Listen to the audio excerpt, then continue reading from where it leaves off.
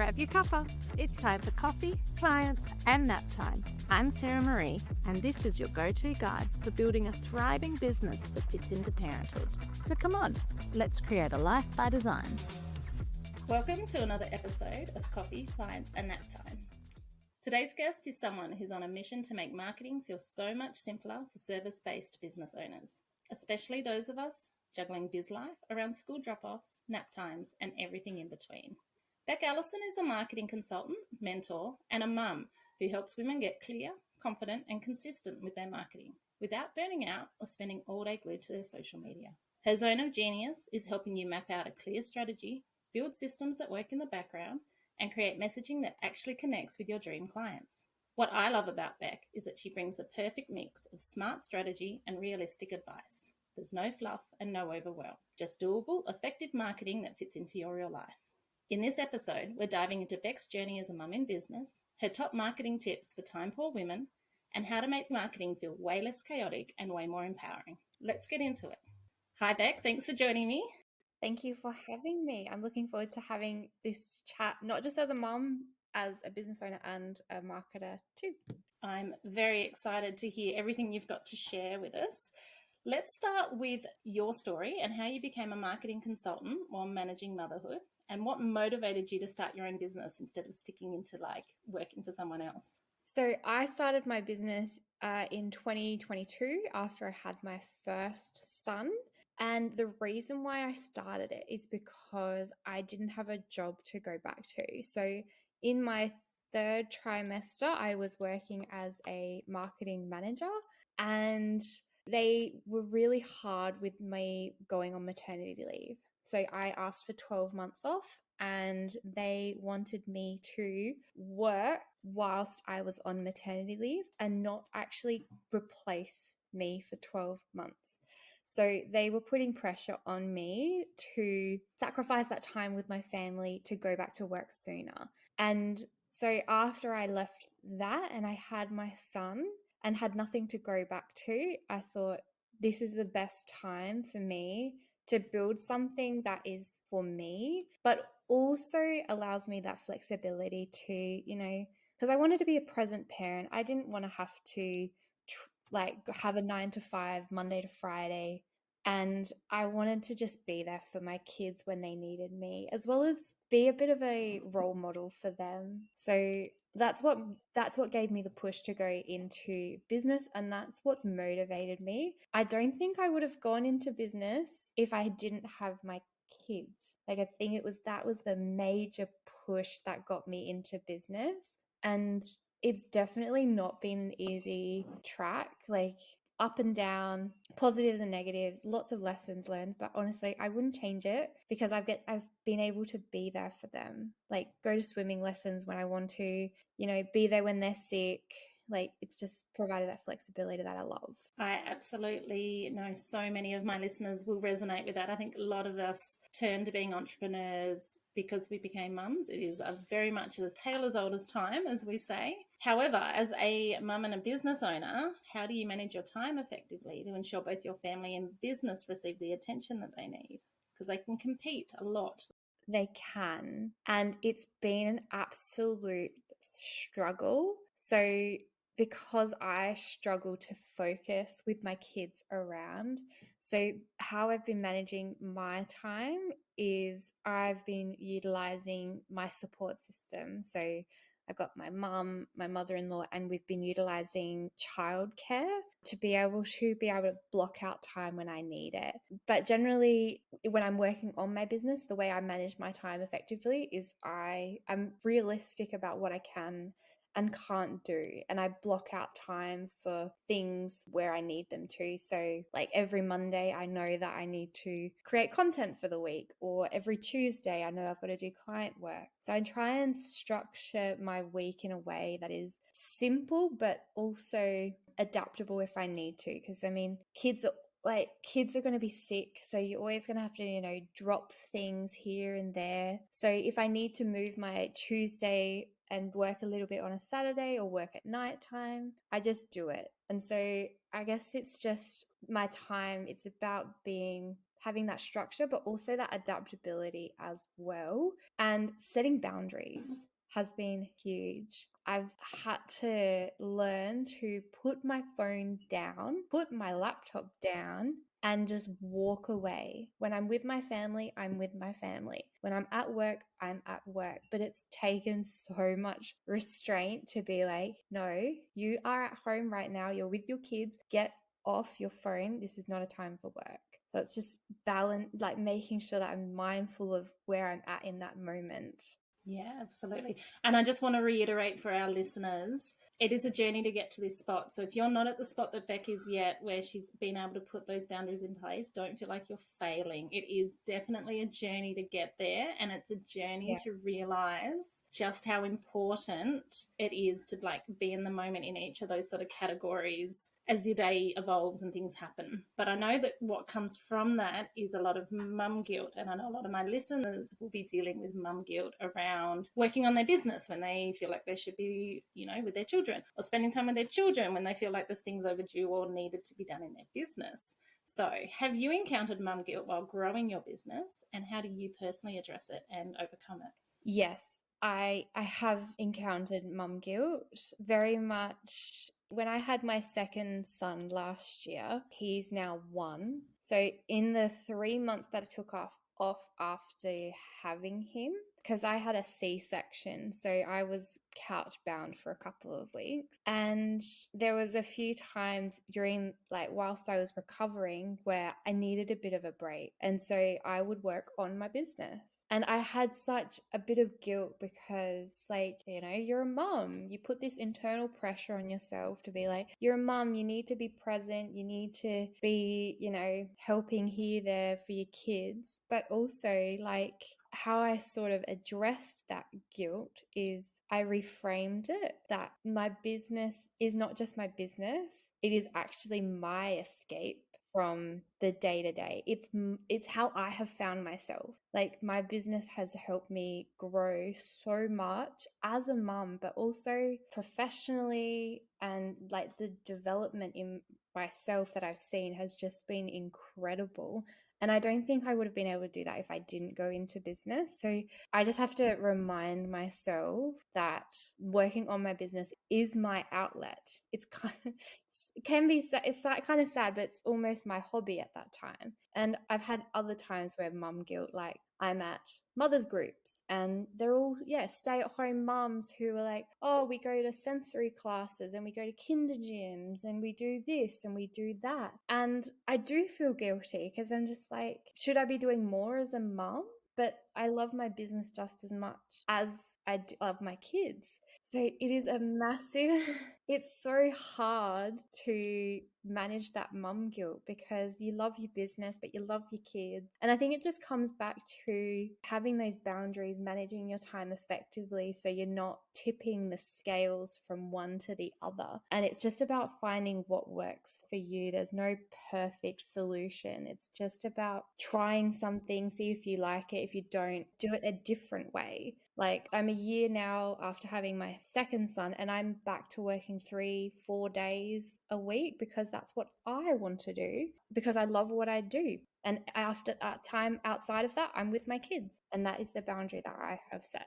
I think that's very important. It's good to remember we're not just mums. I hate the word just, but we're not just mums. Even stay-at-home mums aren't just mums. They have other things that fill their time as well. And I think as mumpreneurs, as we quite often get called, or mums in business, that is another part of our identity. And it is just as important as the nurturing and the caregiving and the loving on our children and the raising them to be these amazing humans that are, you know, one day going to take over the world. But yeah, I really love that you sort of recognize when the mum guilt comes up and then sort of reframe it and put boundaries around it. I think that's very, very important. Let's move into some fun stuff, because I know marketing is your expertise, and I know so many of my listeners in business probably feel quite overwhelmed by their marketing. So what are some simple, actionable strategies they can implement to attract and retain clients without spending excessive time? Because time is so important to us as mums.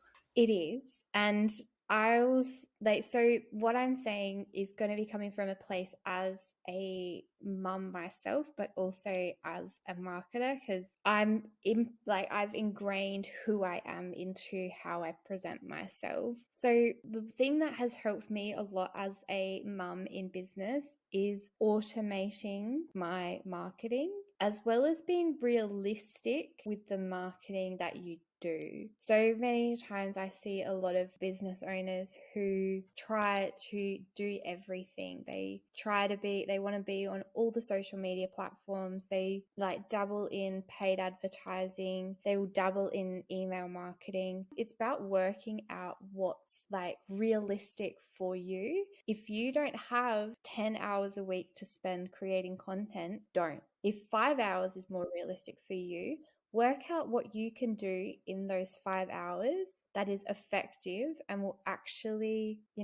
help you attract those clients. I'm all about simplicity and finding what actually works for you. And as I mentioned, automations are a incredible way that you can sort of bring in those clients, nurture them without manual labor. There's so many tools out there for business owners now. A lot of them are free or very low cost that allow us to, bring in those clients. We can nurture them without spending, all that time on our business. Like when I was on maternity leave last year, I was still bringing in leads to my business. And that was whilst I was, nap trapped and feeding, because I utilized these automations in a way that just worked for me in the background without me having to, do things manually. Absolutely. I think automation is gold. I 100% talk about that with the members of my Balanced Biz Mama circle, which is my community group. We all talk about automations and making sure we're not spending time and energy on things that don't actually need our time and energy. But you also talk about the importance of having a clear marketing strategy. And I know a lot of us mums don't have one, and we just kind of throw things out there and hope it sticks. And a lot of the time it won't. So how does an actual strategy help mums feel less scattered and more in control of what's going on? So the way to look at a marketing strategy is it is a system. It allows you to sort of take what you know about your customer, how you talk to your customer, and where to best meet them where they're at. So by having that very clear marketing strategy, it reduces that feeling of overwhelm, and it allows you to really focus in your energy where you need it to be. Like I said, it's very much that system. It allows you to streamline how you market your business. And marketing strategies don't have to be overcomplicated. It can just be a matter of what your goal is, who you're targeting, and how you're actually going to reach them. And that could be how you're going to attract them, how you're going to nurture them, and how you convert them. And really focusing on where the customer is in that journey and how you can sort of move them to the next stage. So it doesn't have to be overcomplicated. It just helps you focus your energy. It's almost like a roadmap, really. You know what your next step is because it's all written out. It's there. It's simple. It's in black and white. You're like, okay, well, then the next step in my strategy is to do this because this is done and this is automated now and this is happening. So it's like a recipe, I guess is a really good way to do it. Clear step, next step for mums to follow. Now, you did touch on lead generation while you were on maternity leave, and I really love that your business didn't go to sleep just because you were elsewhere occupied. And I really think it's very important for mums to spend that time when that is a high priority for them. Do you want to walk us through the concept of putting a lead generation on autopilot and how that, just really briefly, just how that kind of worked for you and why you suggest mums do similar? Yes. So as I mentioned before, I took 3 months off last year to have my second son, and I pretty much paused the business. So I wasn't taking on any new clients, but I had a bit of a fear that when I came back from maternity leave, and I'm sure there's other mums out there who would feel the same way, you come back after 3 months and you're like, I have to rebuild everything from scratch. So before I went on maternity leave, I utilized a few different tools, and the way I set it up was I created a free resource. So I had a lead magnet that addressed a problem, just one problem that my ideal client had. And I used a little bit of organic content and I used paid advertising as well to promote that resource resource to my, audience. And from there, they would opt in, they would pop in their email address, receive the resource, and then they would be put into my email marketing database. So the key thing is with any email marketing is you own that database, whereas your social media following, you don't own that. You're on a rented space.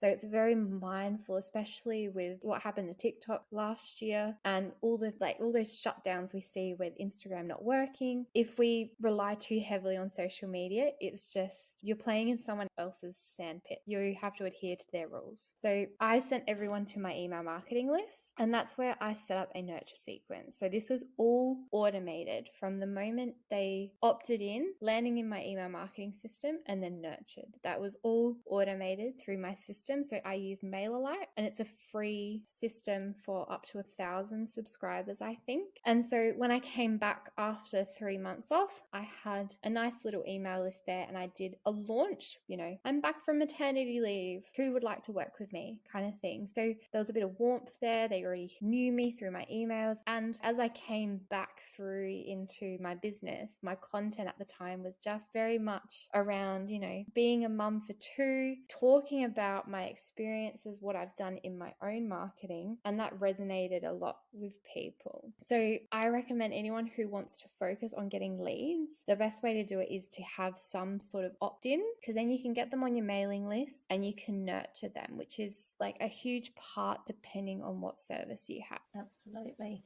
And I think the biggest question I had when you said you did that on maternity leave was, well, what did you do with them? And it was really so beautiful when you said then that you had this warm audience to come back to. It wasn't about converting them in that 3 months that you were away. It was just bringing them into your space, getting them to know, like, and trust you. And you didn't have to do it yourself. You literally let your email automate. I am curious, did you have your social media also automated at the same time? Or did you just go quiet on social media and just let the lead magnet and the email sequences do their work?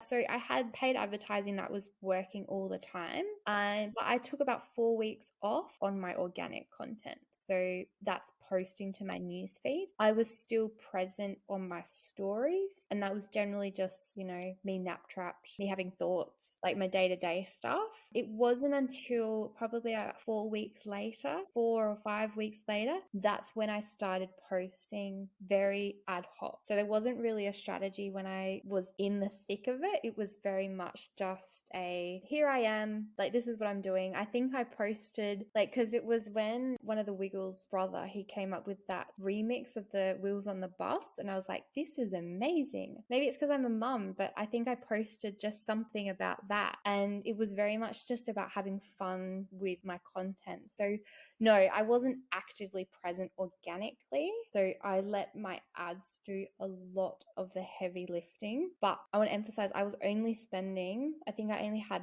$5 a day set up on my ads. So it wasn't a huge budget because I wasn't getting any revenue. I wasn't making any money in that time. So I had to be very mindful of what I was spending. So my ads were doing the heavy lifting. Ideally, your organic marketing would be working just as hard to help bring in those leads. But I chose to stop posting organically, to just let the automations do its thing.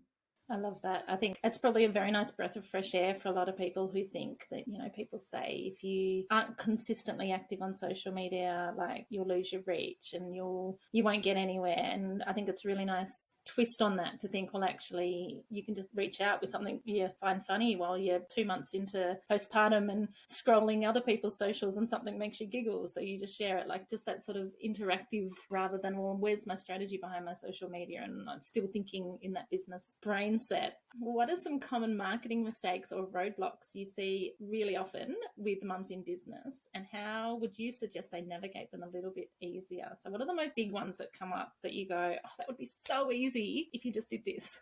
The most common mistakes or roadblocks is we get very caught up in perfection of our content. I find content creation and social media is a huge roadblock for business owners. We get caught up in that pretty aesthetic looking reel or pretty aesthetic carousel or something like that. And I've seen clients who spend hours on on 1 or 2 pieces of content when perfection is unrealistic.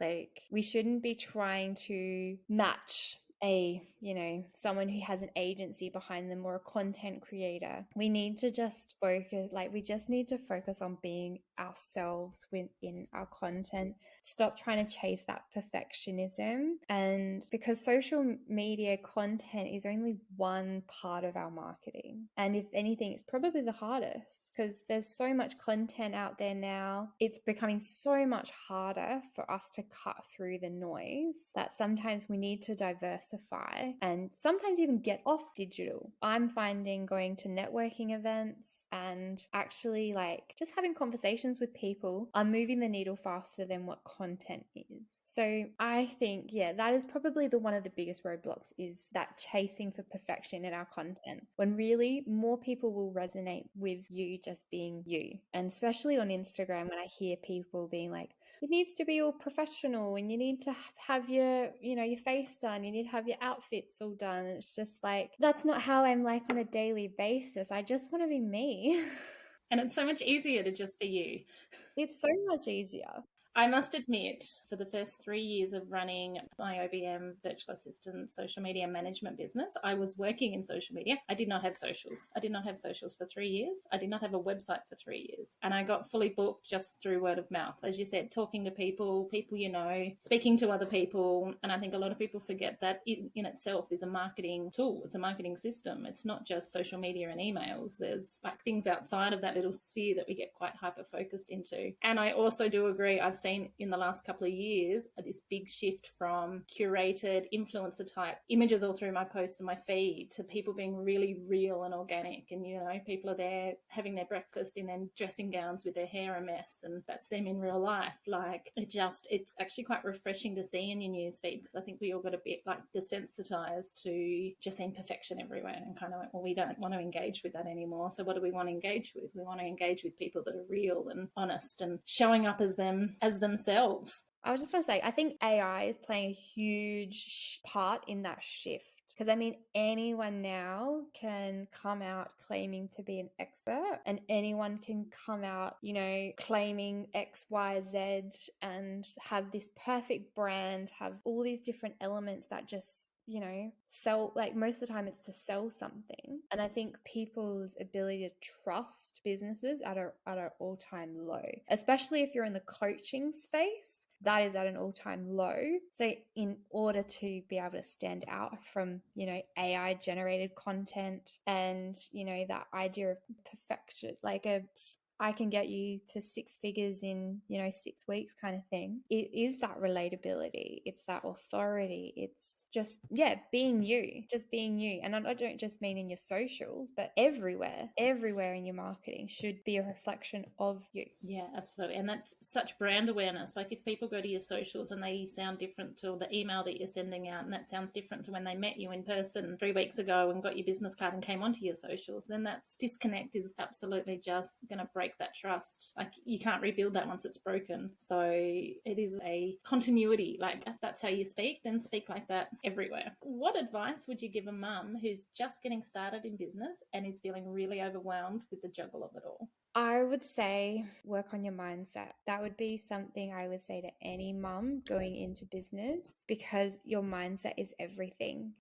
Business is not easy. Juggling business on top of your kids and just life in general is not easy. But I'm finding the stronger my mindset and the stronger my ability to reframe things has just been incredible for me. And building up that resilience is probably the thing that's gotten me through the last couple of years. And as well as just staying focused on why you're doing it, why you got into business in the first place. There's definitely been some times over the last couple of years where I'm like, okay, I need to make some money. I need clients. And it's so easy just to go, I'll just go get a job. That is the easy way out, to go get a job. But when you focus on that why, you could go get a job, but what would you be sacrificing in your life and in your family in order to do that? So it's just about focusing on why you're doing what you're doing. And that has helped me build up that resilience, because I'm doing it for my kids. I'm doing it for me. I'm doing it for the business owners I'm working with.